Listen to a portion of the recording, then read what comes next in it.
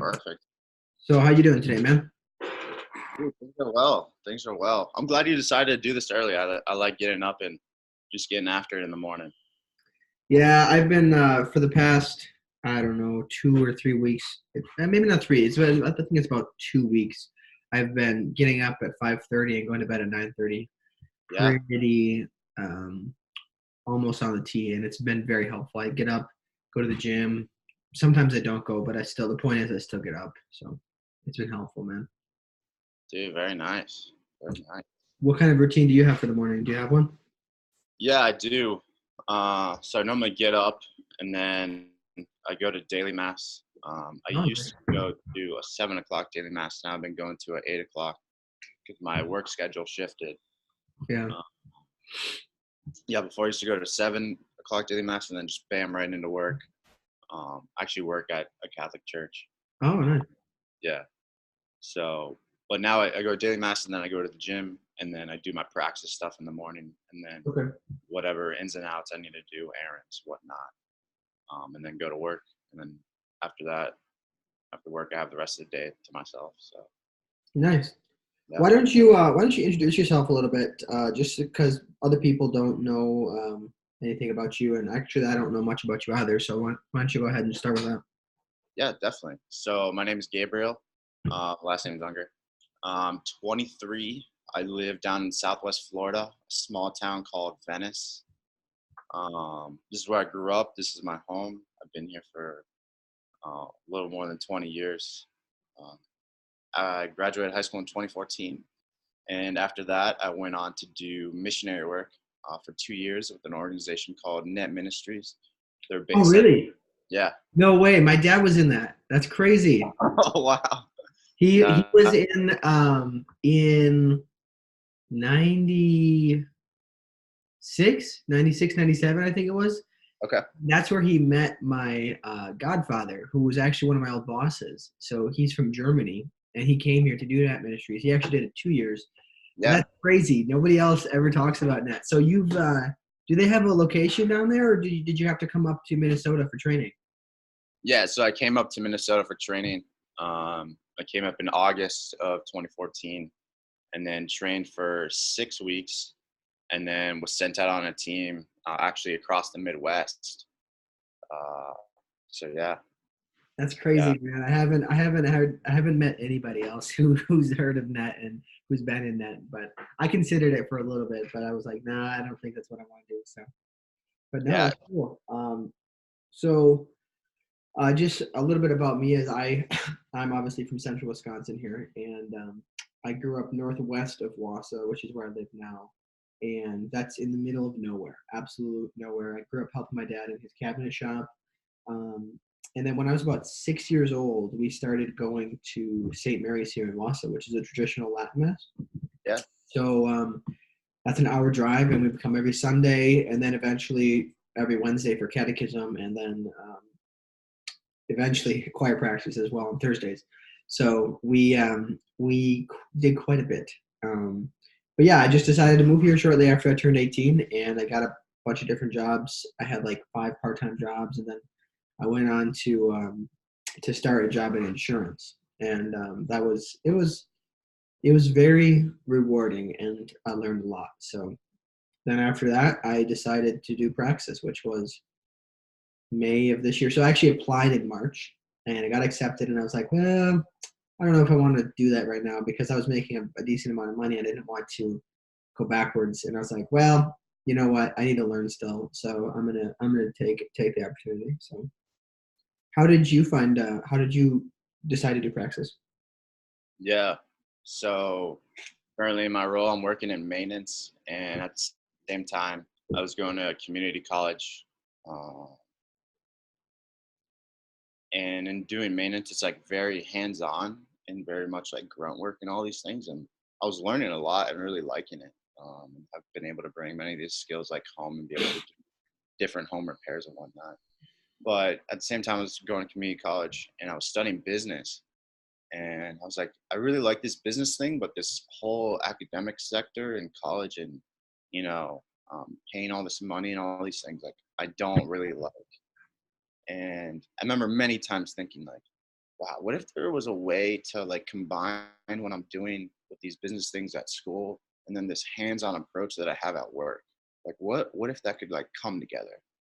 Kind of like how back in the old days, like many people were apprentices to different sorts of trades. Uh, so I kept thinking that, and I have a good friend who I actually did net with, Lucas. He found out about Praxis somehow. I don't even know how. And I was telling him this, like my struggles and whatnot one day. And he's like, dude, like you got to check out this program. It's called Praxis. They do, these business things. It's more of a hands-on approach. It's 6 months and you go into internship. And it sounded great. He sold me there. I was like, man, that'd be awesome. So he sent me the link to the website. I looked through the website. I was like, dude, this is it. Like, this is it. Like, this is what I got to do. Mhm. So I applied, and then they interviewed me like shortly afterwards, and then I got accepted. And just from there, it was like, all right, like this is what I'm doing. And the summer, like I took a little bit more classes until Praxis started, but I knew going into that summer because I interviewed in May and all these things. I was like, I'm done with school. I'm moving on. Nice.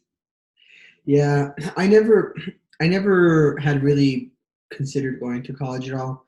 I was considering for a while going to a tech school here in town for architecture because at one point I wanted to have my own construction business, but ended up just kind of going where the wind took me. Um, it's to a degree, it's not necessarily that, but when I first, the last 6 months of my minor life, before I was an adult officially, I was really considering becoming an abbé with the Institute of Christ the King. And so what ended up happening was I went to visit for a week in May of 2017. And I was really certain, like I was 1,000% sold on the fact that I was going to go be a brother with the Institute of Christ the King. Yeah. And I went there for my week visit, and within the second day, God told me, "Nope, not for you." So I was really confused, and I was like, "Okay, now what do I do?" Like, my plan was to join in September. I had given away all of my motorcycle and my 4-wheeler and 3-wheeler to my siblings, and I was full sending it, and then just said, "Nope, go back." So it was a little bit confusing those first that year, and then once I got to the insurance position, that was pretty clear for about a year and a half, and then obviously every time things change, it's another struggle to figure out what you want to do. So, but no, that's cool, man. Yeah. So I wanted to talk about like because obviously we're both Catholic, and Right. how do you see that integrating into your work life, and how do you think that? I mean, just give me your thoughts. I won't prompt you in any way. Just where do you want to start? Yeah, definitely. So, yeah, Catholicism at this point in my life is like very important. Like I said, like I go to daily mass. Like this is how I start out my day, like ultimately with Christ. And he's the center of my life, and everything else in my life flows outside of that. And it wasn't always this way. This very much came from like going in that and having this incredible formation and time of community and time of prayer. So what that looks like now is I see myself as kind of like this light and this example to the people around me and my coworkers. And then too in my daily life, just the people I interact with, whether I'm going out to eat or if I'm just buying something at Target or these different things. Like I'm this example, this kind of model uh, of what the church is, and ideally trying to be, Christ-like. Mm-hmm. Uh, so What yeah. I think so. One of the things that I've thought about a lot lately, and that it kind of came to me over the summer, was so. I'll give you a little bit more background. So, in May of this year is when my job at the Knights of Columbus, my boss was like, so I guess I got to go slightly further back. Hmm. I was working for the Knights of Columbus as an insurance salesman, Right. and at the beginning of this year, I started to feel like, I'm kind of just doing not what I want to do. I'm just doing this because it was a position that was offered to me, it makes me good money. And I was sold on the idea of doing it, not because I really wanted to, but um, just because it was a good opportunity, right?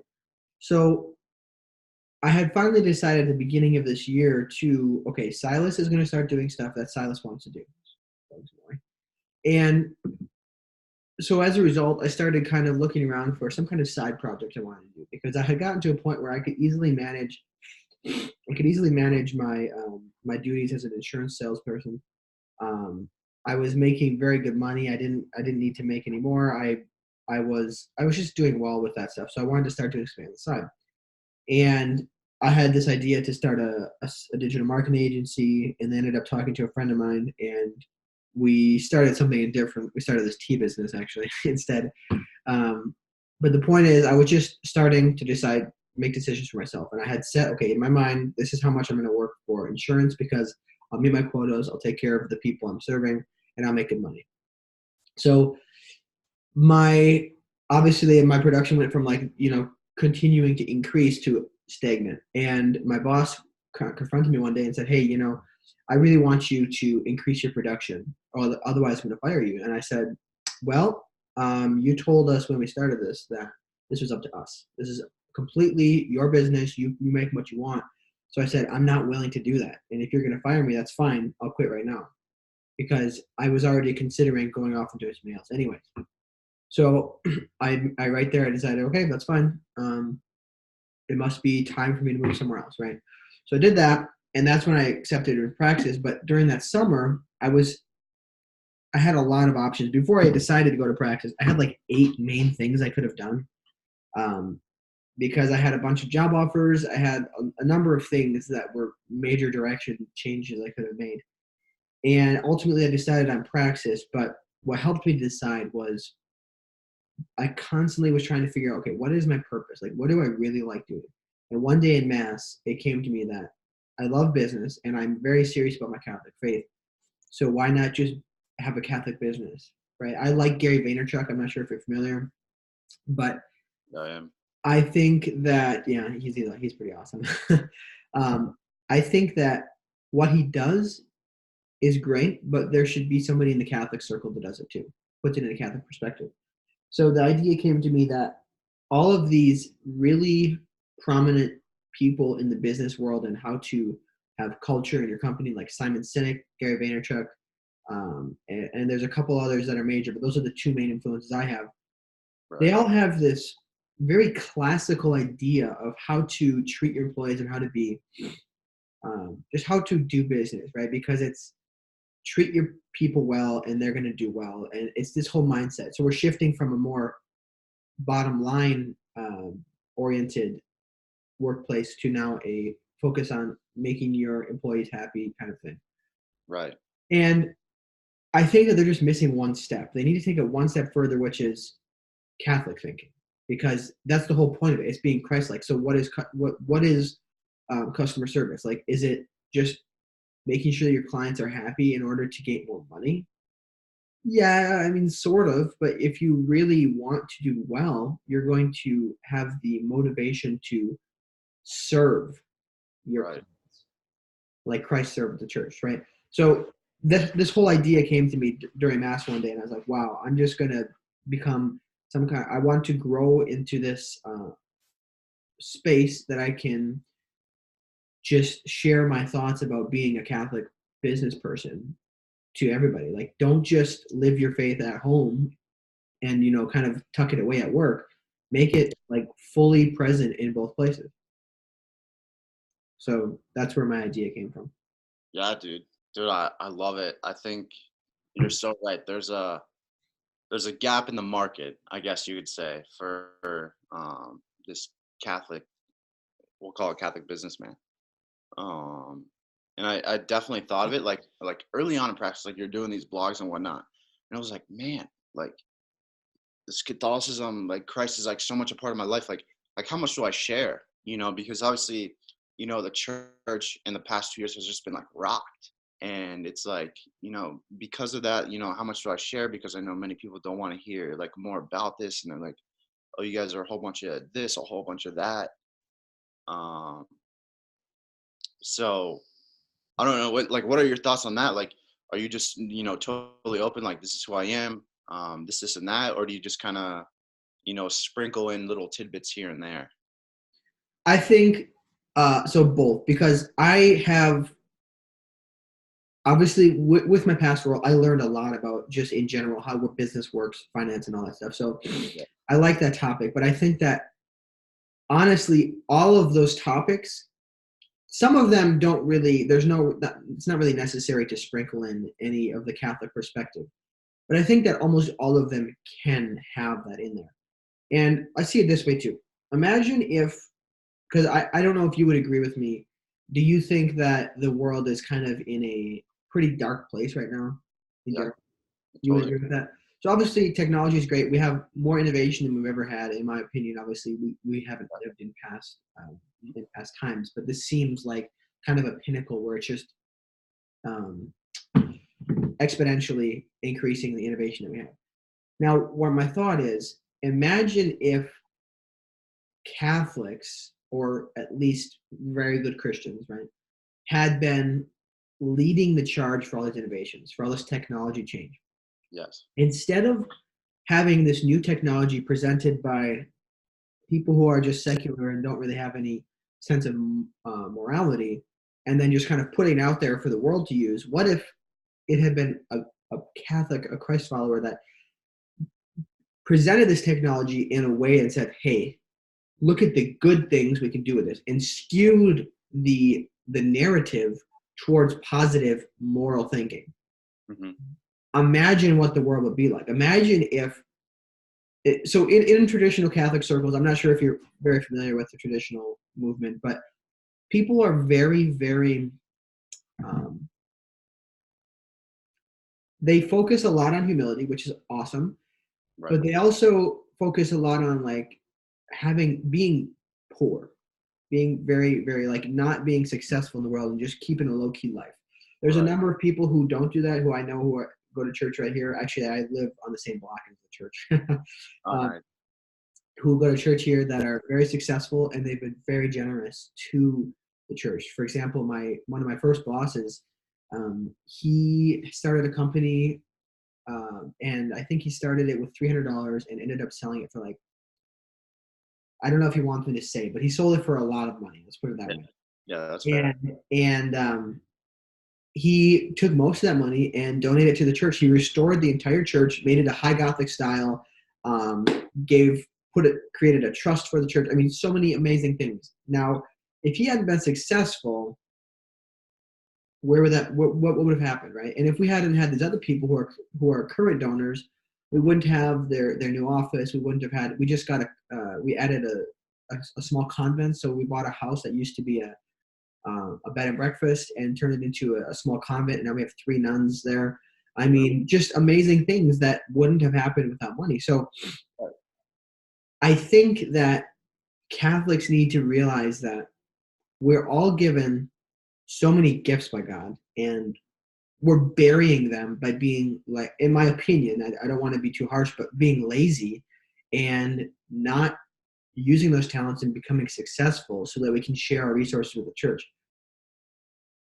So I really think that people need to shift their mindset from, obviously you need to be a good Catholic, but being a good Catholic doesn't mean living on a farm in the middle of nowhere with very, very little money. That's not the definition of it. And it, obviously for different people, they're called to different things. But I think that more people need to see it as God gave us these gifts. Let's use them to the best of our ability and return to Him and to the people around us to the best of our ability. So I don't know. What are your thoughts on that? Dude, I totally agree. Me and my sister were just talking about this last night. The reason I want to make money, be successful, whatever, is because I just want to give back. Like, I don't care about living in a mansion or driving a Ferrari or Lamborghini, whatever. Like, like those things are cool, and I guess they have their place in the world, but they're not these things that I need. Like, I just want to give back, like this generosity, like, because I guess kind of like you were saying, like not everyone taps into their gifts to be able to maybe be successful, whatever that looks like. So I want to be successful, to be able to give back to causes that like I believe in. And obviously a huge one is the church, and then different like organizations that I've worked with. Like I would love to give back money to net to be able to support, future things, Yeah. or like religious orders that are like struggling. Like, you know what, we need this in order to be able to continue ministry. Like I'd love to be able to give that back and just freely give it back. Like I don't need my picture on a wall. I don't need my name anywhere. Like just giving it back because of like freedom. Yeah, because that's what true love is. Like, you don't give your wife, flowers because you think you have to. You give it to her because you want to. And Right. that's the whole thing, is that's where it comes into play. And I think that for me, as an extremely motivated and driven person, goal oriented, there's been a lot of times where I had a lot of difficulty with this whole idea of, okay, you need to be low key. It's like, okay, well, I'm not a low key person naturally. So like, why would God give me that desire to be kind of I don't know, a public figure, let's just say? Right. Like, why would he give me that desire and that natural behavior if he didn't want me to use it? And so I think a lot of my whole idea comes from, I've read so many books about the power of the mind and the power of the human like ability. So I know there's probably a lot of Catholics that'll disagree with me on this, and maybe even priests, but I think I see it this way. God created us in his image, and he's a creator, obviously. So we have the ability to create within his guidelines. Okay. Now we can use that for good, or we can use it for bad, of course. But my point is, why? I mean, so obviously none of that came to us without God's grace, but we Right. shouldn't be constantly like, oh yeah, we're so terrible, like we're so, incompetent, we can't do anything. We should be like, thank you, God, for these gifts. Please help me to use them. Now, take that power of your mind and become an extremely successful person, because every single person who exists can be Jeff Bezos, for example. They could be if they wanted to, Right.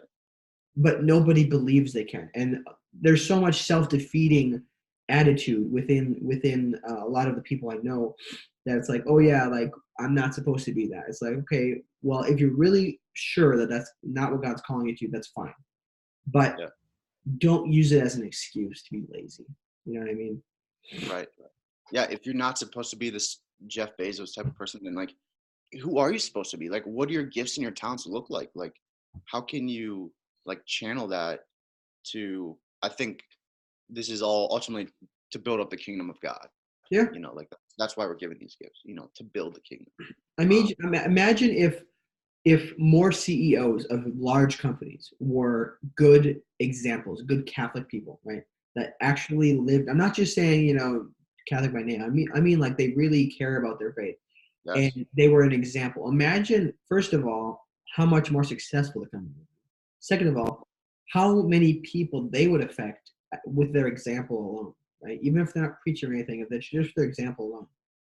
And I just imagine the world being so different, and so, I mean, not that it's the worst place in the world right now. I mean, well, the world. It's not the worst, but the point is, it could be better. And I think we have a calling to make it better. Yeah, I agree.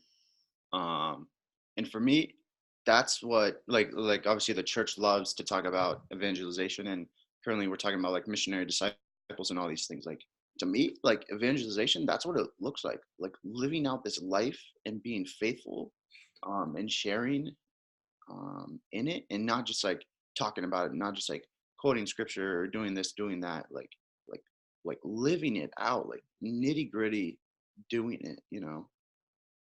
Yeah, it's not just about going to, Africa and South America and evangelizing to people who have never seen the faith. That's good. Good Yeah. people who do that, but not everybody's called to do that.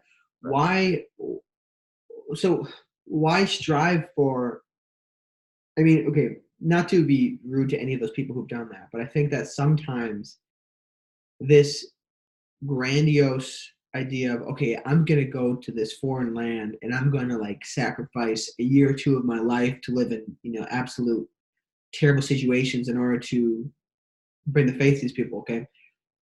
sometimes, in my opinion, these people are doing that because they want to be kind of like they're doing it selfishly. Hmm. Whereas even though like I'm in the world and I'm trying to become successful with all my businesses and stuff, I can still, as just the tiny person that pretty much nobody knows about, I can affect all of the people I come in contact with on a daily basis without having to go out and get some grandiose idea and where people are always like, oh yeah, Silas he's in Venezuela and he's evangelizing, but I can be evangelizing the people around me without having that. And I think more people need to realize that. And instead of also, I've had a few discussions with people about, because obviously a lot of my friends will say that the world is like so bad, you got to really kind of like be very, very careful and stay away from it. Otherwise you get absorbed by it. And I see that, but I also Right. think that a lot of people doubt their ability to withstand the temptations of the world. And as a result, they're kind of doubting the ability of God to protect them, right? Because if they fully put their trust in God and say, I'm going to go into the world and I'm going to try to be successful and try to evangelize people, but I'm dedicating my life to God, but in the world.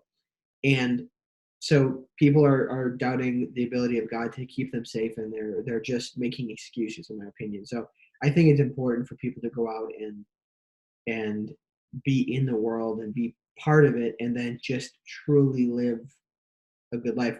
And I think maybe it comes down to the fact that,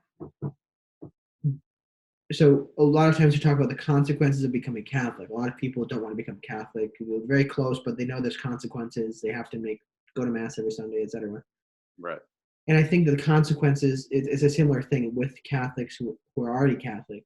The consequences of being more involved in the world mean you have to be more dedicated to living a life um, that's very close to God by praying often, going to mass often, asking for grace, and letting go of yourself and letting God fill you up. So I think it can be an excuse at times. Yeah, which stinks because I think that's like what we're all called to, because I think that's what the saints have shown us, that they were willing to die to themselves and get rid of these things and be, very much rooted in Christ. So much so to be able to go out into the world like you were talking about and just be this example of Christ and do all these incredible things. So yeah, we definitely, back off many times, and I'm guilty of that just as much as anyone else, because ultimately I'm a sinner. Yeah. Um, in speaking about, going out to Africa or whatever and doing this beautiful missionary work, uh, even if it is very like selfish, like pray for like a change of heart, Yeah. not be so selfish and to just be an instrument of Christ. And then even after that, say you do 2 years, whatever, maybe you even do 10 years, like there's life after that, it doesn't just stop there. Yeah. So I think that's a big thing. And like I was blessed to be able to know that, because Net taught us that as we were like leaving, like it doesn't just end here. Like if anything, like this is the beginning of something. So Yeah, I think that's important because I feel that so many people don't really feel a purpose in life, and I think that's Catholics and secular people alike, that they just don't feel any kind of purpose. And that's why people like Simon Sinek have been so powerful and have grown to prominency so quickly, because they're talking about something that everybody feels and thinks, they just never mentioned it, and he's able to connect with those people that feel lost. And obviously you and I both know that ultimately if you want to find your way, you need to find the way, you need to find Jesus. And it's difficult, obviously. You can't get people, you can't get everybody, but the point is, I think that it's actually a really good opportunity now to do that, because so many people are starting to realize, okay, as a whole, these past couple of generations have some big underlying issues that we need to fix. So now that they know everybody's in the hole, they're like, okay, I'm willing to accept that I'm one of those people. They don't want to seem like one of the weirdos. They want to be, okay, I'm with everybody else in this boat. Now let's change. And if you can take that momentum and then continue it on the path of, okay, now don't just change partway. You've got to realize there's other things. You've got to realize that we have a spiritual aspect to all of us, and et cetera, et cetera. So, one thing I also think is extremely interesting is the amount. So I don't know. Would you agree with me that Catholics are typically behind the times, always just slightly? Yeah. Yeah. I just think it's the nature of being, fairly conservative. I think that's why. But one thing I notice is that because Catholics are always behind the times, there are so many existing businesses and business models that can just be recreated and targeted towards Catholics, and you can Yeah. be extremely successful with it. At my company, I'm currently working. We're trying to get them as a client, but it's a company called Regina Cigars, Mm-hmm. and they're actually out of, I don't know what part of Florida, but they're somewhere in Florida. And but they make these, like, I haven't smoked one yet because I'm gonna celebrate sometime in the future. But I got their sample pack, and it's just a cigar with a little wrapping with an image of Mary on it, right? So I think that businesses like that, like those businesses can grow very easily because you know what your target market is. As far as a marketing perspective is concerned, you don't have to look any further. You know the mediums by which people who are of that idea will listen to, any Catholic news network, etc. And you know what your target market is, so that can be an extremely easy way to grow a business. And obviously, most Catholics are going to want to, go to other Catholic people when they choose which services to use. So that's been interesting to me, and I have a number of businesses I want to start with that once I gain a little bit more knowledge. But so why don't we shift the conversation a little bit? What do you? So what are you seeking to go into? What role with Praxis? Yeah, I'd love to go into operations. Yeah, I kind of wanted that too. When I started, I wanted to do marketing, but actually, after I heard Levi Morehouse, his example of operations, I think, wow, this is really cool. So I want to go into operations. I'm actually currently in the process of, I applied for a job at Levi's company, which is Ceteris, which is down in Charleston, South Carolina. Yeah. And so he liked my pitch, so we'll see how that goes. But it's in customer service, so it's not exactly what I want, but it's also I think that Levi's a genius, and I would love to work for him. So Gotcha. that's kind of what's motivating me there. But what do you think so far about Praxis? Because you're in month 2 or 3. 2, yeah. So what do you think so far? Dude, I think it's great. The first module, I feel like so many people in the world could like cash in. Because like it talks about obviously like building the personal brand, and for me it made me be like very like introspective and like look at all these things and like what have I done, like what can I do. And I feel like so many times like people miss that. So I thought the first module was like incredible. The second module is great too. Tiago Forte building a second brain. Um, Great idea, because as he talks about, like we can't consume all this information and be able to like store it. Like our brain can only handle so much. So to be able to create this like organized system, I think is like the key word, like organized, and to be able to tap into that whenever we need to. Like I was telling Lolita the other day, like hope for my second brain, it can be useful every single day as I use like shoes to walk every single day. Yeah, I typically flock to really like big ideas because I think that I'm just, I don't know if you would say, and I'm an idealist. I like these, potential massive gains. Like actually today on my daily podcast, I haven't posted it yet, but I talked about the idea of having, instead of, and have, even if you have the public school system, having kids pretty much take all their classes via like Zoom call right now, and then have some other stuff in person. But the point is, it would save all kinds of money on school buses. You could have less buildings, etc. So like these big ideas, I love those, and that's what really I was excited about the building a second brain um, course when it started. I do think that it takes more than a month to get the hang of it, unless you don't have a job and you just sit there every day consuming content and figuring it out and working it.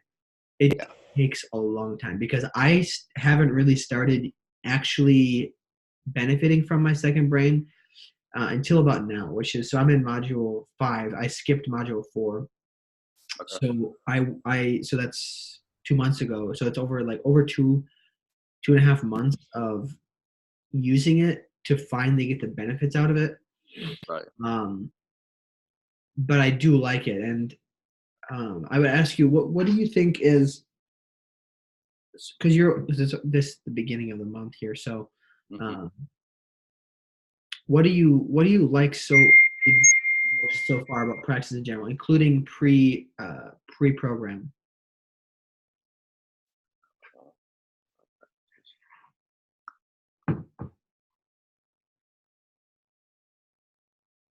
I think I don't know. I don't even know if this is practice or whatever. Well, it obviously is. Um, there's this accountability I've never had. Um, in order to get things done. Holy moly, computer. Um, so I'd even mentioned beforehand, but I was in a seminary for a period of time, Oh, okay. and um, like I messed around. I was there because like I wanted to be a priest. Like I didn't really want to study and be this like academic person, and that's very much kind of what they were driving, just because like that's what is necessary in the beginning. Like you got to learn this philosophy, you got to know these things. Like I just wanted to go there to pray and have community.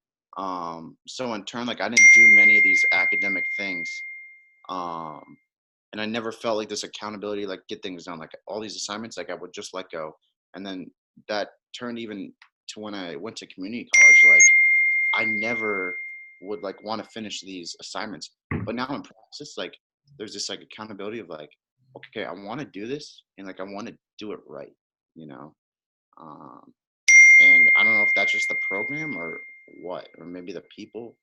Um, but yeah. For me, when I started, it was a lot of, I felt kind of rushed into it because I didn't have a lot of time to prepare. So I was kind of, I think I didn't benefit as much as I could have because I was kind of unsure of the exact direction, because they have you outline like, okay, what do you want to get out of this program? And I was like, I haven't thought about that, because I'm a really open person. Like I'm open-minded. It's just like I will gain value as I go. And I normally don't set time goals for me. Like, because I've tried to set goals on, okay, in this many years I'm going to be doing this, and that never works. So I've decided to not do that. And so it was very difficult. I actually had a conversation, I think, with, I don't know if it was Lolita or who it was, but I had a conversation with somebody about this idea of setting a time goal, which was difficult for me. But I did try to set a time goal as far as certain things are concerned. Um, Right. but I just think that it has inspired me a lot, right? So I'll admit that, and this might be valuable for you in the future, is that, Yeah. so I'm technically, this is my 4th month of doing it, but I'm in module 5. Right. And it has, at least prior to Wednesday, so the past last week, kind of towards the weekend and then leading up to Wednesday, I was really, um, I guess the word is uncertain. And I was really doubting myself a lot. I was like, okay, like, am I really going to be able to get a job with one of these companies? Like, am I good Okay. enough? Blah, blah, blah. Self-doubt started to creep in a lot, which I've had a lot growing up with. Yeah. And one of the people who I started with, so technically I'm a module ahead of her now, but Chloe, she Hmm. said, I told her, I was like, because she had asked where I was, or no, she had asked about what my project was for module 4. And I told her I'm in module 5.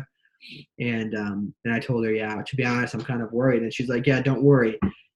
Resistance is strongest at the closest point to success. And Hmm. you'll read this book next month, is the War of Art. Okay.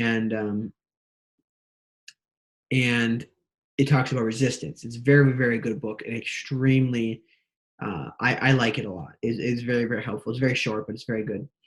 And she reminded me of that, and I was like, oh, you're right. And then like ever since then, I've been back on track and like, okay, I can do this, because my confidence was so low that when I was um, building my pitches, because we pitch companies with a video and everything, and that's what I'm doing this week. And my confidence was so low that I was, I don't know what you'd say, but I was kind of in like this autopilot mode, which I used to be when I was younger. It's kind of like, okay, like get the thing done, just make sure I please the people. Right. And what I ended up doing was, instead of, because I'm bad with a script. I'm terrible to script. I like to have freedom to Yeah. do things. So I actually, like, I wasn't thinking, and I made actual scripts. I actually have one right here behind my computer that I had used Hmm. for my Airbnb pitch. And it never turned out well. And so I made these pitches, 2 of them. I sent them in to the to Cameron and Juliana, and they sent their feedback, and they said, yeah, you got to make it sound less scripted. And they gave me some pointers. And this was after I had after Chloe had kind of reminded me, it's okay, you're gonna do fine. So then when I went to make my next pitch for Ceteris, it was actually good, and now I feel like I'm in a real rhythm with it. Nice. So, but that's something that you probably struggle with, and I think that a lot of people have. I think that I've heard a lot of different participants mention this, at least to a degree, that they have, towards the end, they're like, it's uncertain, and you have to have confidence that you're going to succeed. Yeah. Dude, it's interesting you say that, because one of my goals is simply trust the process. Um, because I can be like that critical person and just be like, is this thing really gonna work out? Like, am I just gonna get thrown in some random apprenticeship, land a job for a year, and then I got nothing, and then it's like, I gotta start all over. Um, so Yeah, it's kind of difficult. There's a lot of times where, because we have this idea that you can do things now, especially because I have this idea that people are always capable of doing things. They just gotta start doing it, and you only get better by doing it often. That's why I started my daily podcast. Like, I'm gonna admit, it's kind of boring and it's not really well put together. I don't even oftentimes have any idea what I'm gonna talk about. I just start by saying good morning, and then I talk about some random thoughts. It's not very good, I'm gonna be honest. But the point is, I'm getting better at it every time I do it, because I do it every single day. Just like when you're gonna do your blogging every day, yep. if you do blogging, because sometimes people do other things. Oh, okay. You are going to get better at blogging every day. You're going to be better at concisely constructing your thoughts and presenting them in a way that's very enjoyable for the reader.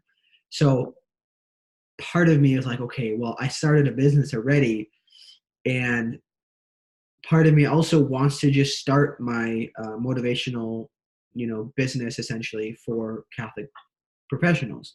Hmm. And I don't know why I haven't really done it. I've started sort of, and for a moment the other day, I was like, you know what? Why am I procrastinating with this? I should just start building it on the side. It's just difficult because in my mind, I have so many things that I'm doing, and I can only manage so many things. Like, even with my building a second brain and all of my methods of productivity, I can only take so many things on. Right.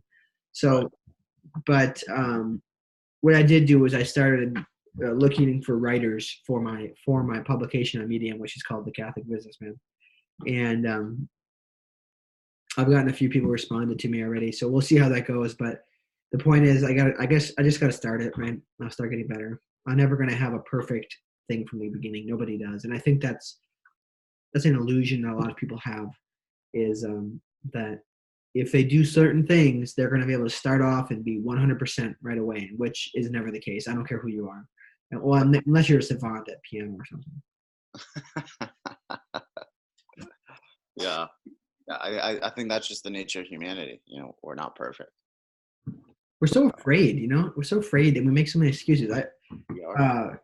A friend of mine from a couple hours away from here, I saw his Snapchat story yesterday, and he had said that he started a second job because he needed a hobby. So he helps out at his old job, which is a fast food place. He helps out at that job just because they give him decent pay. And he's like, yeah, I need a hobby. And I was like, well, why didn't you do something? Because he's a really smart guy. I was like, why didn't you start a podcast or something? Because I think you have that, because he's very, like I said, he's very smart, but he has a lot of decent knowledge and business kind of mind, but he's still young. Yeah. And I was like, why not just start a podcast? He's like, well, I need somebody else to help me out with it. And I'm like, well, I mean, yeah, but you don't. It's this easy. And I gave him 3 tips. He's like, well, I could do it, I suppose. I just don't really feel like starting right now. Because the point is, he's afraid that he wouldn't be able to succeed at it right away, which is, it's understandable. I was definitely in that boat, but I've adapted this mindset that I'm going to start things I want to do. If I really want to do them, I just heard it in one of the books I was listening to this morning, is something worth doing is worth doing poorly at the beginning. I like that. I think it's very important. So. Yeah. And I think this day and age, it's tough because we see all these successful people. I think especially YouTubers, and they've done it, they have a great following, and we've seen how much money they're able to make, and we're like, okay, I want that, or wow, I can do that. And then you start off and you're like, wow, this is really rough, and it's like, that's true. These people, they put in so much time, so much effort, so much work to be able to get to that point. And I think that's kind of what's been lost, just the amount of work and sacrifice it takes to get to that point.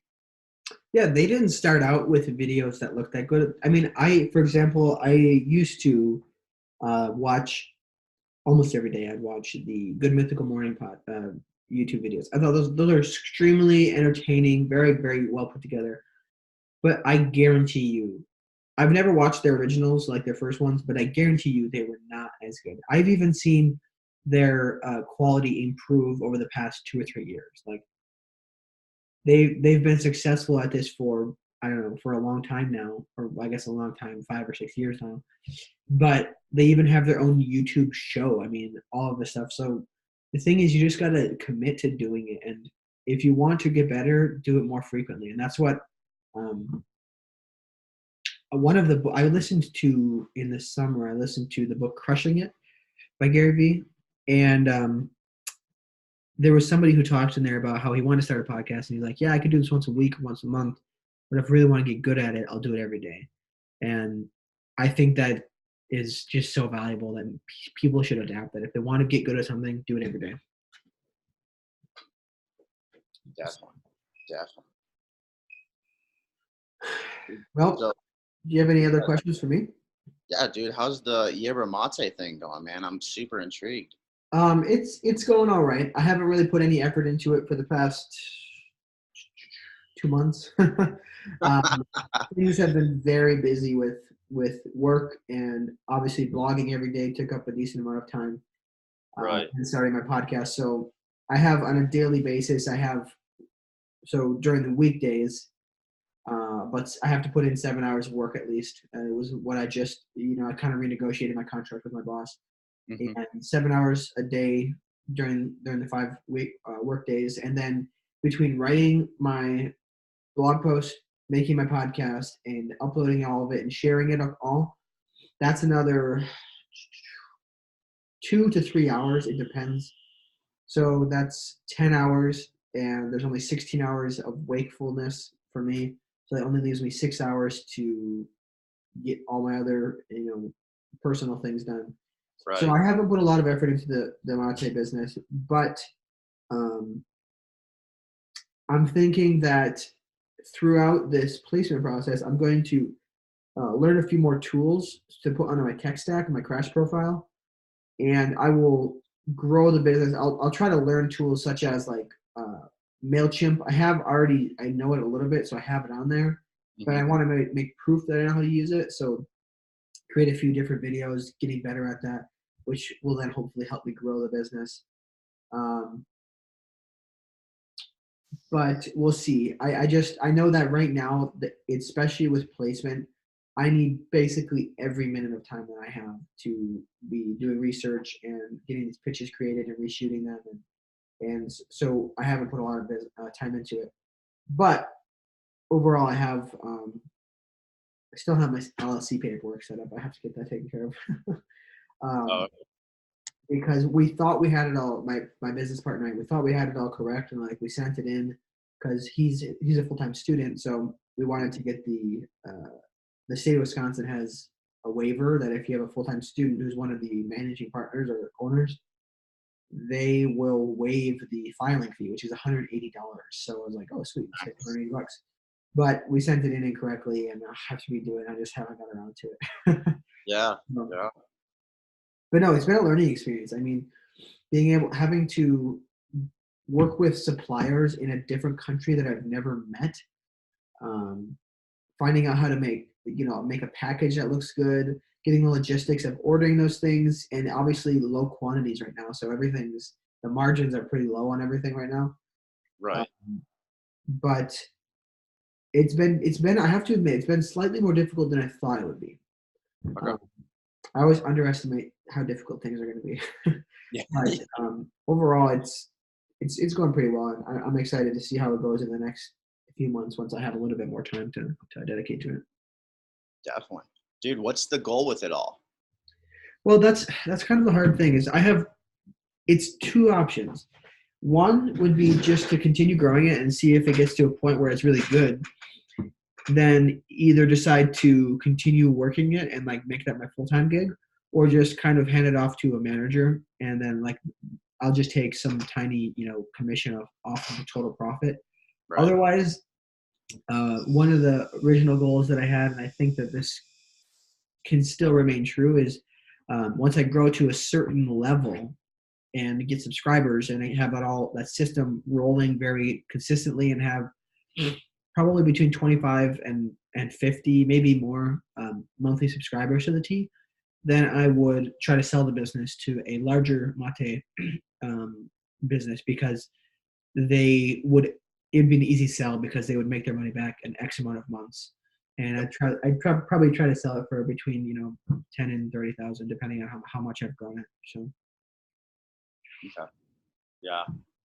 Yeah. The reason why I ask is because I think you have a great, um, gosh, I don't even know what to call it, but I think you have something great there, that could turn into something, honestly, I think huge. Because I think there's a gap in the market, and I think a good way to sell it or do it is like, and I think you talked about this in an earlier podcast, like uh, the people in Argentina, it's kind of like a lifestyle. yeah, And it is.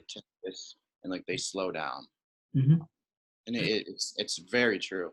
I know a handful of people who are Argentinian, and it's almost like the British in their tea. Yeah. It's very similar. Uh, and obviously, we see how much tea is sold in America. Yeah, I think it was back when Gary Vaynerchuk wrote his book Crush It, Hmm. which was 2010 or 2000. I don't remember when it was, but it was a while ago. And he predicted in there that the tea business, tea was going to overtake coffee in America. Right. And he's been right so far. I mean, so many people have shifted towards drinking tea. That's why coffee shops have started selling a lot more tea. Um, Right. all of these places that popped up, and I was like, oh wow, that like really inspired me. I was like, dang, I can do that too. I have a tea business. But I do think that in general, people are more willing to try new things now. Like I said, they want to slow down because they've realized we have this unhealthy work style, like work life balance. We need to slow down more and just appreciate the people around us. So I do think it can be good. It's just I know that it doesn't really fall under the Catholic business realm, but it is a business nonetheless. and I think it can be good. So I'll decide how that goes. We'll see what happens. Take one day at a time. Yeah. What do you mean it doesn't fall under the Catholic business realm? Because it's not specifically targeted to Catholics. There's no specific.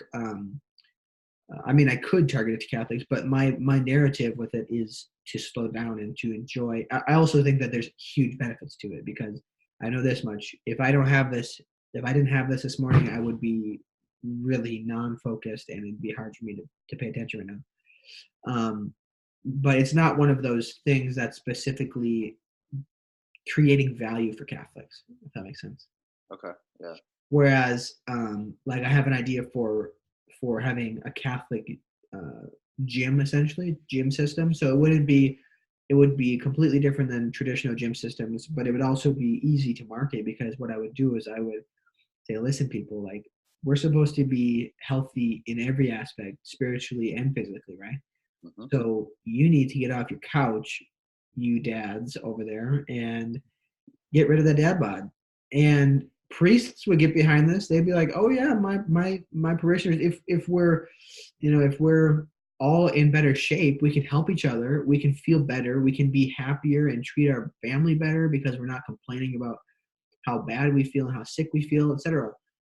So that would be easy to market. I would just go around, and obviously with my connections in Knights of Columbus, that's been very helpful, and it will be very helpful in the future, because there's so many Catholic professionals that I know through that. But I could easily market it and get a whole bunch of cities on board, because I would go from city to city, finding really vibrant parishes there, and then I would pitch them on the idea. Essentially, part of everybody's membership would go back to the church as a donation. All kinds of things. There's a lot of ways you can structure it, but that's one of the examples I have for a Catholic business. Nice. So, yeah. What about you? What's your ultimate goal? Do you want to own your own business someday, or do you have a certain, like a certain area you feel called to? No, that's a great question.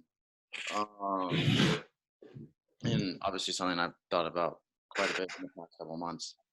I know I definitely want to get into the operations thing. As I was talking to someone in operations the other day, asked him, I was like, so I hear in like the business realm, like bigger companies, like logistics and supply chain, like, okay, like what's the difference? And he's like, well, okay, operations is the bigger umbrella and logistics is like under that. So that's like truly what I think I want to do, like work in logistics and supply chain. I think ideally for a bigger company, because I'm bilingual, I speak Spanish, my mother's Colombian. And I really want to work in the South American market, but be based here in the States and do things down there. Do you speak Spanish with Lolita? No, I haven't yet. And I know Amanda speaks Spanish as well, but I haven't. Because Lolita is also from Colombia originally. Oh, really? Oh, I didn't know Yeah, she that. drinks mate. I sent her some of my stickers to put on her computer so she could share it across the office at Praxis. Oh, yeah, I love it. But in terms of starting an own business,